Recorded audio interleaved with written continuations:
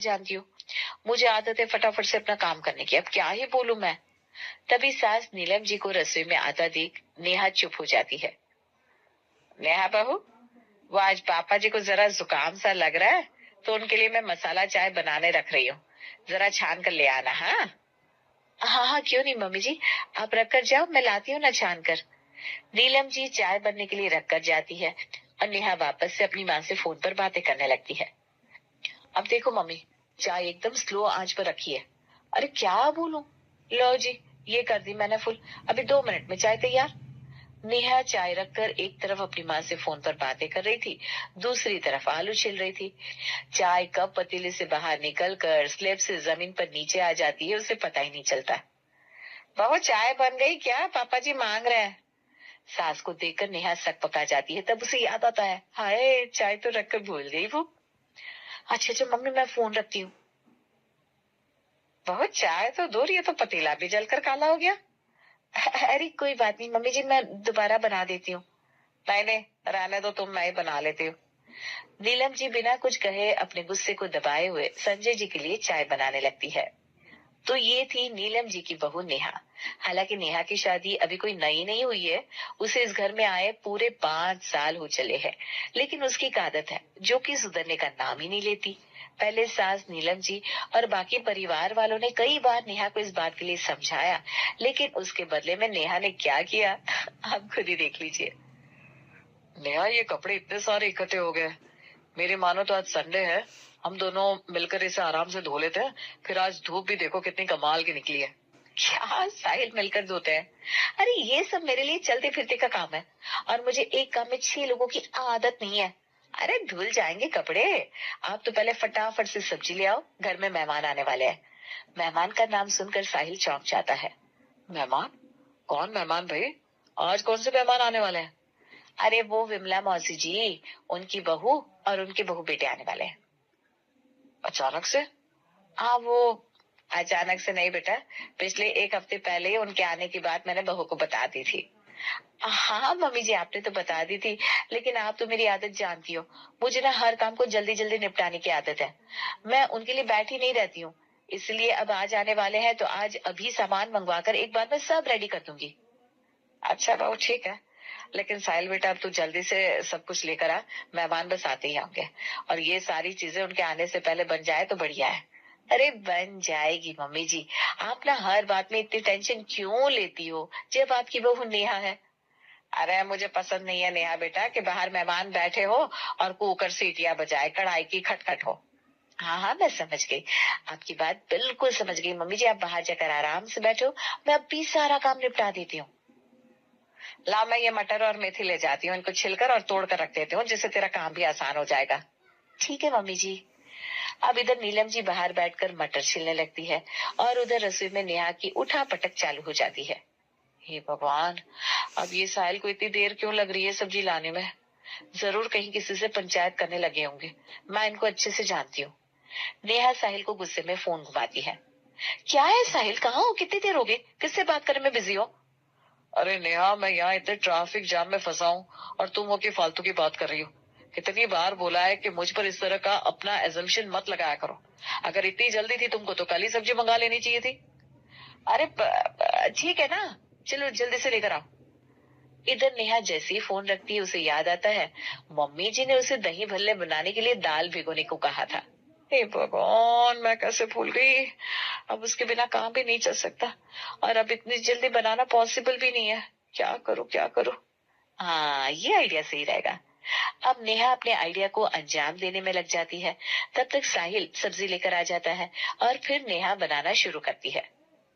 बहू, ये रहे मटर, ये रही मेथी, बस अब जल्दी से निपटा ले, मौसी और उनकी बहू आते ही होंगे। दरवाजे की घंटी बजती है। मेहमानों के आने की घंटी सुनकर नेहा के दिल की घंटी बजने लगती है। हे भगवान, अभी तक तो सब्जी से सही से फ्लेवर भी नहीं आया होगा, अब क्या करूं। एक काम करती हूँ, गैस फुल कर देती हूँ। अब नेहा गैस फुल करके जल्दी जल्दी सलाद बनाने लगती है। अभी वो सलाद बना रही थी तब तक उसे कुछ जलने की बदबू आती है। हे भगवान, लगता है सब्जी जल गई। जल्दी से सब्जी कढ़ाई से निकाल कर पतीले में पलटती है। अब क्या करूं क्या करूं।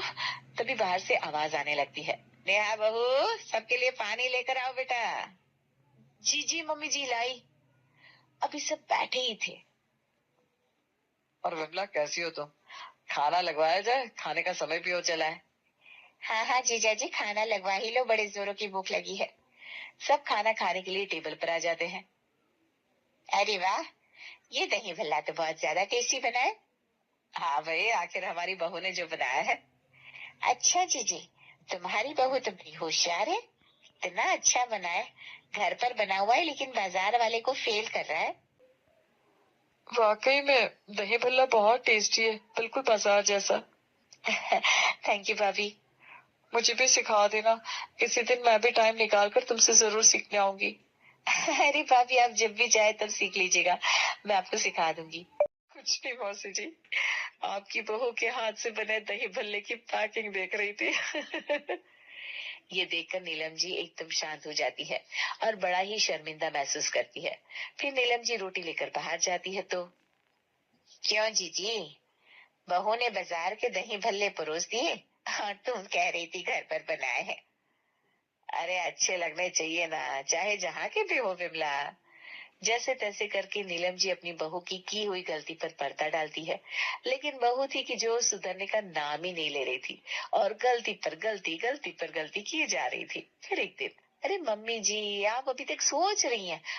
फटाफट से मुझे दीजिए, ये हलवा मैं अभी यूं चुटकियों में बना देती हूँ।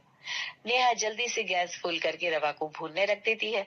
कुछ ही देर में रवा जलने लगता है। फिर नीलम जी भागती हुई रसोई में आती है। अरे अरे अरे, मैं तो भूल ही गई। मम्मी जी कोई नहीं, थोड़ा सा ही जला है और वो जला वाला पोर्शन ना हटा देती हूँ मैं। थोड़ी देर बाद जब सब खाना खाने बैठते हैं, हलवे में से कुछ जली हुई सी महक आ रही है। नहीं, हाँ तो क्या हुआ, कभी कभी कुछ जला हुआ भी खाना चाहिए, उसपे कोई हर्ज थोड़ी ना है। लेकिन बहू, हलवा तो धीमी धीमी आंच पर भुना हुआ अच्छा लगता है। अब मैं वो मम्मी जी के जैसे 1 घंटे तक खड़े खड़े धीमी आंच पर भून नहीं सकती। अपना तो सीधा सा फंडा है, जल्दी से काम को निपटाओ। लेकिन बहू, कई बार ये जल्दबाजी हमको बड़ी ही महंगी पड़ जाती है। मम्मी जी, यहाँ ससुराल में ही मैं सब ज्यादा सुनती हूँ, मेरे मायके में तो सब मेरी तारीफ करते नहीं थकते थे। नेहा वहां से उठकर जाने लगती है। अरे बहू, खाना तो खा लो। अरे कपड़े धोने जा रही हूँ मम्मी जी। बहू, कपड़े तो बहुत सारे हैं, मैं तेरी हेल्प करा देती हूँ, हम दोनों एक साथ मिलकर साफ कर लेंगे, सारे कपड़े भी निपट जाएंगे। पहले यहाँ बैठकर तू ढंग से खाना तो खा ले। अरे नहीं नहीं मम्मी जी, मैं कर लूंगी, मुझे एक काम के लिए 4-4 लोग नहीं चाहिए। अरे नहीं बहू, सच में मेरा खाना भी हो गया है, मैं कपड़ों की बाल्टी छत पर ले जाती हूँ, तू भी खाना खाकर आ जाना, धूप पे बैठकर आराम से धोएंगे। क्या मम्मी जी, बाल्टी छत पर ले जाते हैं? अरे आप यहीं रुकिए, मैं अभी थोड़ी देर में इन सब कपड़ों को निपटा देती हूँ, मुझे हर काम इतना बढ़ा कर करने की आदत नहीं है। अरे बहू लेकिन, अरे लेकिन लेकिन कुछ नहीं मम्मी जी। इतना कहकर नेहा सारे कपड़े ले जाती है और एक साथ साबुन के पानी में भिगो देती है।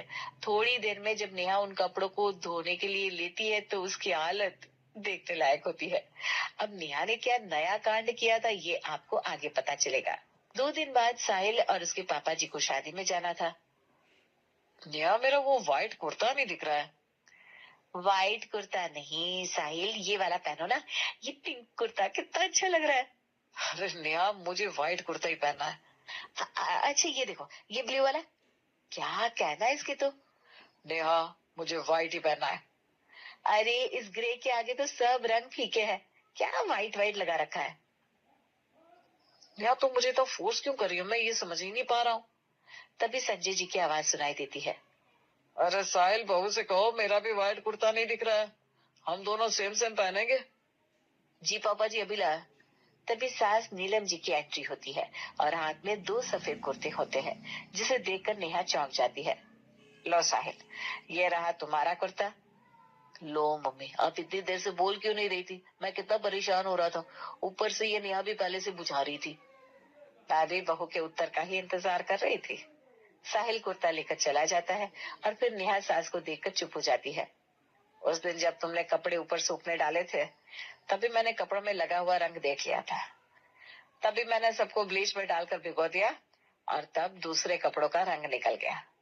बहू, जल्दबाजी के चक्कर में कभी एक साथ कपड़ों को नहीं धोने चाहिए। साहिल, मैंने तुम्हें कितनी बार कहा है, लेकिन तुमने एक बार भी ध्यान दिया है? इस घर का नाम गर्ग सदन से बदलकर नेहा का ढीला ढाला ससुराल रख देना चाहिए, है कि नहीं? अच्छा मैडम नेहा, मतलब आपको आपके पूरे ससुराल वाले ही ढीले ढाले लगता है। और नहीं तो क्या। अब आप ही बताओ, कितने दिन पहले कहा था बेटे के एडमिशन के लिए फॉर्म फिल कर दो, लेकिन आपको तो कोई परवाह ही नहीं है। फिर तुमने वही किया होगा जिसके लिए मैं हमेशा नाराज होता हूँ। नेहा, मैंने सब कुछ कर रखा है, लेकिन अभी अंडर प्रोसेस है। उन्होंने कहा है कि जनवरी एंड तक क्लियर कर देंगे, इसलिए तुम बिल्कुल परेशान मत हो। मुझे तुम्हारी बातों पर जरा भी विश्वास नहीं है। मैं देख लूंगी अपने लेवल पर मुझे क्या करना है। तुम सब एक ही तराजू में तौलने लायक हो। और इतना कहकर नेहा वहां से नाराज होकर चली गई। फिर 2-3 दिन बीतते हैं और एक दिन शाम के समय नेहा काम खत्म करके अपने रूम में पहुंची थी कि उसके फोन की घंटी अचानक से बजती है। हेलो जी, कौन? हाँ जी बिल्कुल करवाना है। आपके स्कूल से बात कर रहे हैं? अच्छा अच्छा अच्छा, ठीक है, मैं आपको अभी शेयर करती हूँ। नेहा सारी बातें करने के बाद फोन रखती है और कुछ उठा पटक करने में लग जाती है। अरे यार, मेरा आधार कार्ड कहाँ गया और मेरा पैन कार्ड ये रहा। साहिल का आधार कार्ड, पैन और ये मेरे बाकी के सारे डॉक्यूमेंट्स जल्दी से उसी नंबर पर शेयर कर देती हूँ। सही है, मैं भी ना अपने लेवल पर कर लेती हूँ काम। इन सब के बस का तो कुछ भी नहीं है। आज बताऊंगी साहिल को कैसे करवाया जाता है स्कूल में एडमिशन। हाँ नहीं तो, मुझे बेवकूफ बना रहे। ये देखो, मेरे पास खुद स्कूल से चलकर कॉल आ रहा है। नेहा सारे डॉक्यूमेंट्स को लेकर जल्दी से दिए हुए नंबर पर व्हाट्सएप कर देती है। लो जी, हो गए सारे डॉक्यूमेंट्स। हाँ नहीं तो 2 मिनट राय का पहाड़ बना दिया। अभी नेहा अपने मन ही मन में खुश हो रही थी कि तभी उसके फोन की घंटी बजती है। लो जी, इतने जल्दी काम हो भी गया। देखो जरा किसका व्हाट्सएप आया है। अच्छा, इसी नंबर से आया है क्या? ये क्या कह रहा है, जरा पढ़ो तो। नेहा पढ़ने लगती है।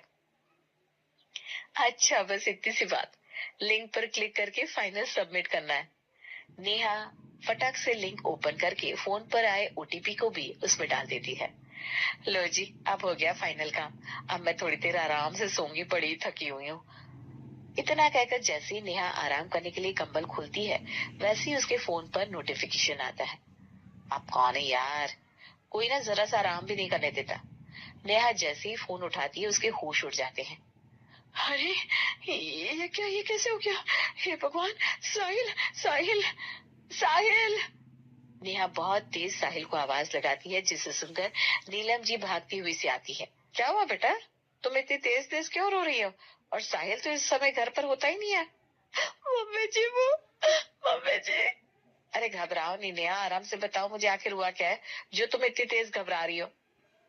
मम्मी जी, वो नेहा की ऐसी हालत देखकर नीलम जी तुरंत साहिल के ऑफिस फोन घुमाती है और बुलाती है। साहिल भागते हुए घर आता है। क्या हुआ मम्मी, आपने मुझे अचानक से घर के बुलाया? अरे बेटा, ये बहू कुछ बता भी नहीं रही है, और तो और बस रोए जा रही है कब से। साहिल नेहा के पास जाता है। क्या हुआ नेहा? फिर नेहा एक एक करके पूरी बात बताती है। लेकिन तुम्हारे अकाउंट पर से पैसे कहाँ चले गए नेहा? ऐसे बिना किसी ओटीपी या लिंक के तो अकाउंट से पैसे गायब नहीं हो सकते। तुम जरा दिमाग पर जोर डालो नेहा, अभी आज तुमने ऐसा कुछ किया हो, सोचो नेहा। नेहा सोचती है और फिर एकदम ख्याल आता है कि अभी थोड़ी देर पहले ही उसने बेटे के लिए स्कूल एडमिशन फॉर्म फिल किया, फिर एक लिंक पर क्लिक करके उसे सबमिट भी किया। बस नेहा, यही तो तुमने गलती कर दी। लेकिन तुम्हारे पास वो लिंक आया कहाँ से? मेरे पास एक नंबर से कॉल आया था। उन्होंने कहा था कि आपको अपने बेटे का एडमिशन करवाना है। मैंने हाँ बोला तो उन्होंने मुझे सारे डिटेल्स देने को कहा, तो मैंने दे दिया। हे भगवान नेहा, इतनी जल्दी में क्यों रहती हो यार? मुझे ये बताओ, पहले मैं हमेशा तुमको कहता था कि जो भी करो सोच समझ कर करो। मैंने 3-4 दिन पहले ही तुमसे कहा था ना कि मैंने सारी प्रोसेस करके रखी है। लेकिन मुझे लगा कि हम सब ढीले ढाले हैं। अरे अब जो हुआ सो हुआ, अब बहू को यूं डांट मत। नेहा बहू, पहले पानी पी ले और रोना बंद कर, आराम से लंबी लंबी सांस ले। लो, कहाँ है वो फोन नंबर जिससे कॉल आया? वैसे मुझे कोई उम्मीद तो है नहीं कि वो नंबर चालू होगा। साहिल उस नंबर पर फोन लगाता है, लेकिन हुआ वही जैसा साहिल ने पहले ही कहा था, नंबर बंद था। तभी संजय जी भी वहां आ जाते हैं और सारी बात सुनते हैं। साहिल बेटा, साइबर क्राइम में इस केस के लिए शिकायत दर्ज करवाते हैं और अब आगे की कार्यवाही उनके ऊपर छोड़ दें। लेकिन बहू, ये तो तुम अच्छे से जानती हो कि आजकल इतने बड़े बड़े स्कैम चल रहे हैं, फिर मोबाइल पकड़ने के बाद किसी भी काम में हड़बड़ी क्यों करनी चाहिए? सिर्फ मोबाइल ही क्यों, मैं तो कहती हूँ हमें हर काम सोच समझ कर करना चाहिए। हाँ मम्मी जी, आज मुझे समझ में आ गया कि आप लोग हर काम को क्यों इतना सोच समझ कर और समय लेकर करते हो। चल बहू, थोड़ा नुकसान ही सही, लेकिन ये तुम्हें जीवन की बहुत बड़ी सीख दे गया।